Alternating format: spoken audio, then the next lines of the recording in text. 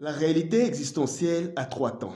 Il y a un temps d'éveil, un temps de réveil, et puis il y a un temps de veille. Qui veut dire quoi? Le temps d'éveil, c'est le temps de la connaissance, le temps de l'interrogation, le temps de la révolte, le temps de la révélation, le temps des questionnements, simplement, sur tous les plans scientifiques, spirituels, sociaux, oui.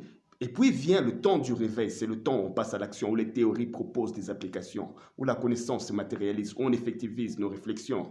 Oui, spirituellement, scientifiquement, c'est le temps des inventions, le temps du progrès, le temps de la puissance qui devient une inspiration, une ingéniosité, où la foi devient un comportement pour stabiliser les sociétés, promulguer la justice et la paix. Oui, ça c'est le temps du réveil. On dit non à la précarité, non à la méchanceté, on prend ses responsabilités. Et puis il y a un autre temps, le temps de veille. C'est le temps où on doit veiller à retransmettre ses valeurs, les écrivant, les vulgarisant, les portant, les garder pour des générations futures comme des mémoires, des vécus, des difficultés, des solutions qu'on y a apportées, des interdits et leurs raisons d'être, des limites qu'on ne doit pas outrepasser. Le temps de veille, c'est le temps où on écrit, ou le temps où les livres s'écrivent, où la mémoire est fournie par des leçons qu'on a tirées des expériences qu'on a acquises, les maîtrises. Oui, le temps de veille, c'est le temps où les bibliothèques naissent, où les mémoires des peuples se confectionnent. Oui, il y a ces trois temps dans la réalité existentielle et chaque peuple, chaque civilisation devra en avoir conscience et toujours se poser la question et évaluer dans quel temps sommes-nous. Chaque peuple doit avoir son temps d'éveil, son temps de réveil